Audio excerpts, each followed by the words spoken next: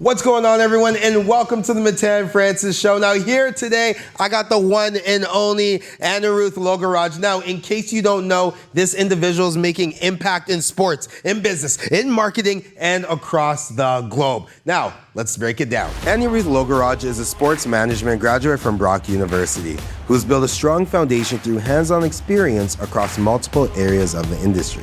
From energizing fans through marketing activations with the Toronto Blue Jays to coordinating game day operations and managing teams at various competitive levels. Aniruth has developed a well-rounded skill set rooted in leadership, adaptability, and execution. He is currently working with Operation Smile Canada, where he contributes to meaningful, purpose-driven initiatives and supports donor engagement, reflecting his commitment to community impact. With a passion for creating memorable experiences and continuously growing both personally and professionally, Aniruth represents the next generation of leaders in sports and business. Annie, man, what a resume, what a story, and I'm so excited to dive into it here today. So talk to us. How are you feeling, man? Feeling good. Excited to be here with this podcast. Actually, my first podcast. Nice. So thanks for you and your team for inviting me here.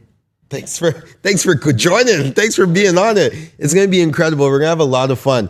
Let's get started. So you went to Brock, right? You studied sports management. Tell us a little bit about that. Why did you even want to get into sports? Where did that love, passion come from? Ever since I was in high school, I always wanted to go to Brock because they have a #1 program for sports management. And as a big sports fan myself, playing soccer and stuff like that, I always knew that being in a sports management program would be something cool to be in, since I had that passion for sports and business. So that's what led me to Brock, going to Brock University. You said you played sports too? Yeah, I played sports. Okay, what sports do you play? My main sport is soccer, been playing since the age of 4, and still now, competitive level. And then for fun, I play cricket, basketball, volleyball, I would say. And then, big sports person all around. Bro, you're like a quintuplet threat. Like, that's insane. Okay, so if you had to rank your sports, we know soccer's first, but how would you rank it from like the sports you have the most fun playing to maybe like the not the least so much fun, I would say? I would say basketball second. Basketball second after soccer. Okay. And then cricket third. Cricket third. And then volleyball. Volleyball. Yeah. Okay, nice. I play a little bit of volleyball actually. I play in like a community league in Brampton. So we came second in 5th division, tier 3. So it was a tough league, okay? It was like, there wasn't that much talent in there, but we made it second, so we were happy about that. Love it. So speaking of sports, speaking of Brock, I gotta ask you, who was your biggest influencers growing up? Who influenced you to also get into sports? Sports, I would say my parents, obviously, like my dad. We're both big sports people, too. He played soccer when he was young and cricket, so I kind of followed the same footstep along with that. So like I said, my dad and my parents, they pushed me to do sports management too, or whatever I like to do too, because at the end, sports is what I like to do at the end. And then if you talk about idol-wise, I would say Messi. Okay. Yeah, he's a soccer player. I know he's a soccer player, but like seeing what they do behind the scenes and stuff like that as a player, and all the documentaries, watching those documentaries, I felt it was cool to be in part of that environment in sports. Do you think Messi's the GOAT though? Yeah, I think Messi is the GOAT. That's great. Okay. All right. Hey. If you agree with Annie, put in the comments. If you don't, let your opinion, let your voice be heard. I love it though. Messi, I mean, he won the 2022 World Cup, right? So do you think he got the Drake in him going back to back? What's the vibe there? I mean, I personally think they'll win this year's World Cup, but I know Spain and France is a good team. Yep. People are saying Ronaldo will win the World Cup this year. I was like, I don't know about that. I don't know. We gotta wait and see. I love it. Incredible. So speaking of sports, I mean, you had a bunch of people who influenced you, who inspired you. You talked about Messi, talked about your parents. Let's talk about it because you also work in sports, right? And you have had that experience. So share with us the experience you've had in sports. For the sports, my first professional industries was working with the Toronto Blue Jays in 2023. So with that, it was pretty cool because I was part of the marketing and activation team.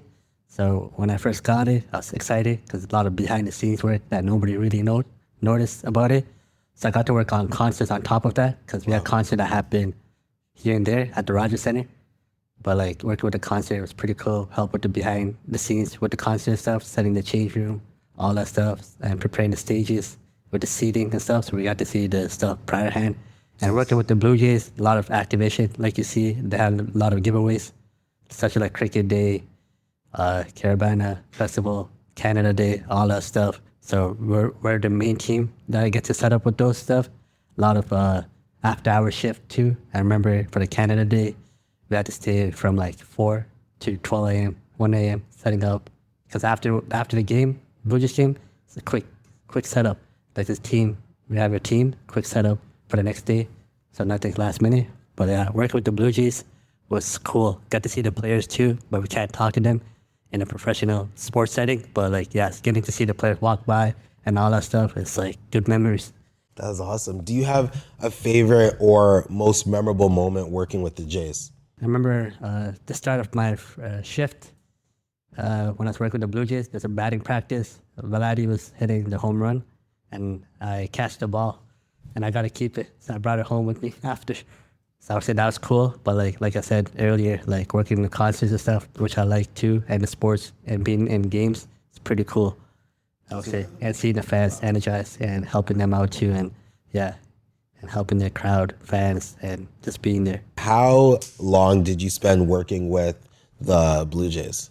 I worked with the Blue Jays for like 1 year because I was trying to gain different experience. Like obviously with the Blue Jays starting as #1, and then also at the same time I was working with the Brock University game day support with the volleyball and basketball team as well. And soon after that, worked with the Pickering semi-professional team, which is called League One before. Now it's called the Ontario Premier League. Now, so it's about like my 3rd season with them too currently. But yeah, like working with all those sports team, developing the sports experience is just a good feeling, I would say. There's so many things that happens during the game day. Like trust me, I can relate as well too. What is something that happens during the game day that people don't see but it's so important? Like I think people don't notice the time management, being organized, communicating with your team, and having that team support. Like no one understands how important that is, because like at the end you're working with the team, and you're gonna make sure the communication and being organized and know what you're doing, so nothing goes in the wrong way or no hassle that comes within sports. But like all about being communicating, organized, and staying locked in. Communication, organized, staying locked in. I love the way you say it. That's incredible. So I want to continue the conversation a little bit more. What inspires you? What motivates you the most?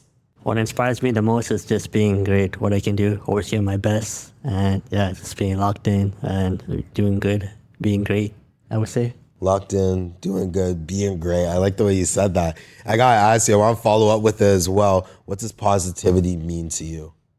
Positivity means to me is moving it forward and spreading love to people who needs it the most, and taking care of one another, and people to be inspired of one another.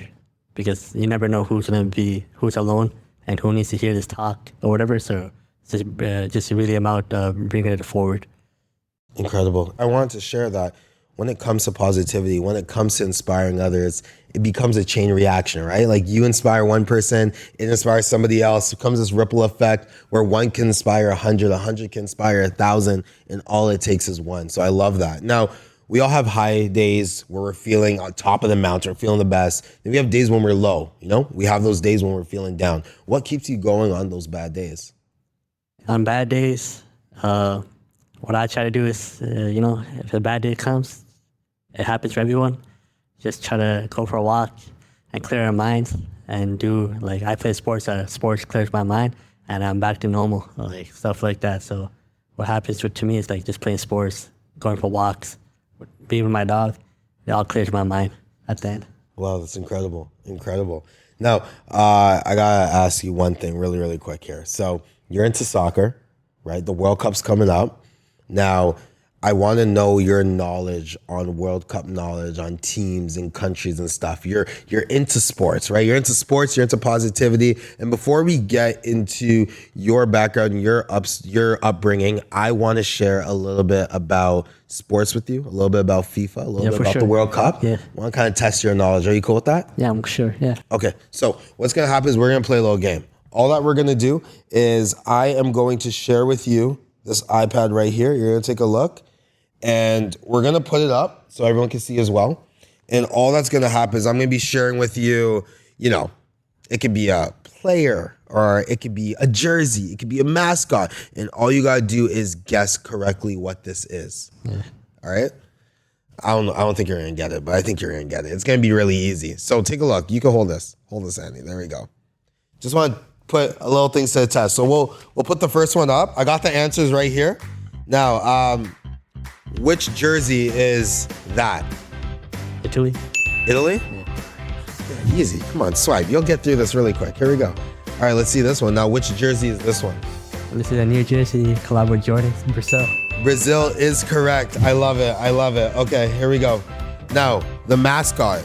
Okay, what is the name of this mascot? FIFA World Cup. That's a good question. I've seen it, but I don't know the name, but I think it's Moose. Okay, well, it is a moose. Like, you can see that, yeah. So the name for the mascot is Maple, Canada's official FIFA mascot, which is absolutely incredible. Do you know the names for the other ones, for USA and Mexico? Nah, I just seen them, but I don't know the names. Yeah, neither do I. All right, moving on. Here we go. Okay, let's look at this one. What jersey is this? What country? It's Belgium. Belgium. Okay, you're crushing it, man. All right, here we go. We got one more. That's Mexico. Mexico, talk to me. Andy, I love it. Okay, now let's get into sports. Let's move a little bit away from the World Cup. Let's get into sports as a whole. What is the mascot? For the Montreal Canadiens. Yeah. I've seen this mascot before, but name-wise, I'll just call it Orange Man. Yeah, neither do I. Yep, I hear you. There we go. Okay, here we go. Over here. Yeah, that's Raptors mascot. I'll go by Raptors. Yep, the Raptor. Yes, there we go.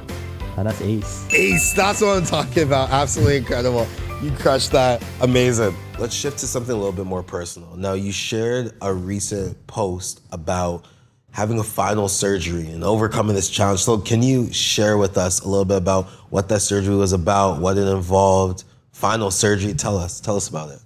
Yeah, so when I was born with a cleft lip and palate. So a cleft lip and palate is like an opening in the upper lips. So at the time, I didn't really know about it. Only my parents knew at the time, and they're shocked. Like, as a parent, it's not that easy.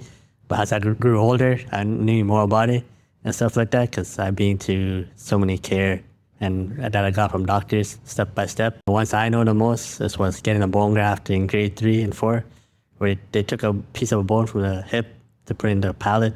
As I remember, it took like 1-2 weeks to learn how to walk. And then after that, 2019, I did my nose surgery because at the end, it's part of the process. I don't want to opt out, so I just kind of trust the process. The life-changing one was in 2024, where I had to do a 4-hour operation, a double jaw surgery. That was crazy for me because when I saw after the surgery and the progress after 6 months, it was crazy. And I show many people about it too. And they think it's crazy too. But I was happy I did it because I don't want to regret it. Since it's covered sick kids hospital, I don't want to regret it when I was older. So I felt that was life-changing.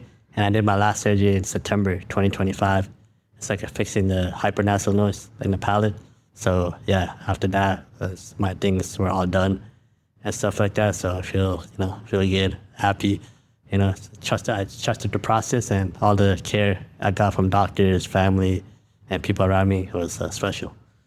Congrats, man. That was absolutely incredible. Congrats. Thank you. Thanks. Now, growing up with a lip cleft palate, what was that journey like for you growing up with it? Did it impact your childhood at all? Did it impact your adolescence? I mean, yeah, at young age, people get mocked, bullied, stuff. I mean, I didn't get bullied. I get mocked, but I know, it's a different stage of life. I know things will get better, but I didn't take it to heart and stuff. I just go day by day and stuff. But I grew up with it, so I already know about the process that came with it. So I just kind of stuck through it, and then now I'm here. Just doing great, spreading positivity and helping the next generation not to feel alone, speak up. If my results shows like this, then let's hope for other kids as well. Wow. Annie, what would you right now say to younger you 10 years back? I would say don't be scared, don't be confident, always keep smiling and stuff like that, you know, and like you gotta trust the process and your doctor. Like don't opt out of anything. Like if a doctor says something and stuff, just trust with the process. It might be scary at once, but it's worth it at the end. And yeah, keep being yourself and keep smiling. Wow, keep smiling. I love it. I love it. And we're going to talk a little about Operation Smile in just a few here, but I want to dive a little bit deeper as well. So going through this, your upbringing, your journey, who was by your side, who supported you the most? Because I know how important it is to have people in your corner. So who are those people in your corner? Those people, this family, they know they know all the behind the scenes, especially my sister too, older sister too. Like she's like 3 years apart now. Yeah, she got to see what I've been through. She was there being supportive and stuff. You know, having another sibling, it's not that easy when like my sister, like I'm her brother, so it's not easy as it is, but like they're all there with me. They all know they all know I'll be fine and stuff like that. So like I'll say my parents, the biggest factor. Parents' biggest factor. Honestly, wow. Now, and for people who may be going through similar challenges, what advice would you give to them? Give a word of encouragement. I would say, yeah, like throughout my life when I got older, I saw people that was born with a cleft lip. Like I can notice that too. So like what I tell them is like, don't give up. Keep trusting the process. There's like few calls I had, few kids I saw and stuff like that. The parents were shocked when they saw me because they didn't believe I was born with a cleft lip. But I told them, stay strong, trust the process with your doctors, and yeah, just keep being strong. Keep being strong, keep being confident, keep smiling. And you're smiling as well. You're smiling all day because you're with Operation Smile Canada, right? Yeah. So can you share a little bit about what this organization is, the impact that they have on community, and how you found out about it as well? Yeah, Operation Smile Canada, we're a nonprofit too, located in downtown in our main office. We help like with the lower end income countries, such as places like Honduras, Guatemala, Tanzania, and India, and all these low income countries. So we help like receive funds and stuff like that. And we have like volunteers cares. So some of my surgeons and care that I got, they also go on these volunteer trips to help the lower end income countries and help those kids do like surgical programs and stuff like that. And then what got me to Operation Smile is like, I knew this. So after when I grew up, I want to give back to the community. So like I had a connection. And her name goes by Diana Church, and my supervisor, Tenzin Dalker. So like with those connections, they believe me, they brought me in, started as an intern. They liked my story, kind of say the same story and how passionate I was to give back. After that, I keep growing from there and stuff like that, gaining a full-time position in June 2025. And then now my work purpose is just, inspiring donors, our donors, inspiring my team and the kids and helping those kids get the treatment they have.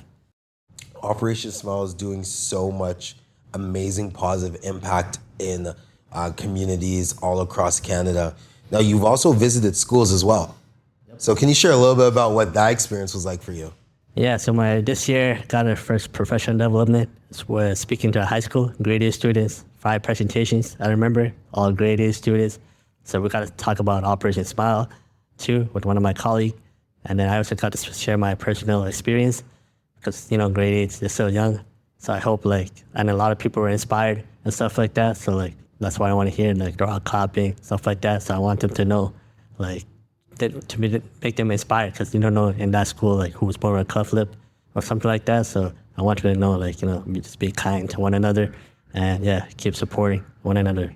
So we did some questions, we did some trivia. Now it's time for a little rapid fire. I'm going to be asking you a question. All you got to do is answer as quickly, as fast as possible. Are you ready? Okay, yeah, I'll try my best, yeah. Don't think, just do. Here we go. We'll start easy. Favorite sport? Soccer. Early mornings or late nights? Late nights. Faster. Biggest pet peeve? Pet peeve? And I got nothing. Okay, you're perfect guy. I love it. Favorite team? Favorite team, FC Barcelona. Dream job as a kid? I was a realtor. Realtor. Mine was an astronaut, but okay, I hear you. Public speaking or networking? Yeah, networking. All right, risk taker or play it safe? I'm playing safe. Summer or winter? Summer. Movie night or game night? Game night. I love it. Team sports or individual sports? Team sports. Are you the type to plan everything or just go with the flow? attempt to plan out everything. Yeah, same. If you can have dinner with anyone, who would it be? It'd be LeBron. LeBron James, the king. I love it. All right, one thing that you're grateful for today. I'm just grateful for my family and people around me who was there from the start, and then all the support from my soccer teammates, you guys, Operation Smile, and people who wanted to hear about my story, sticking by. Amazing. So your work with Operation Smile Canada and also your upbringing as well, does that impact you to work more, work further? How does that change your day-to-day? How does that inspire you?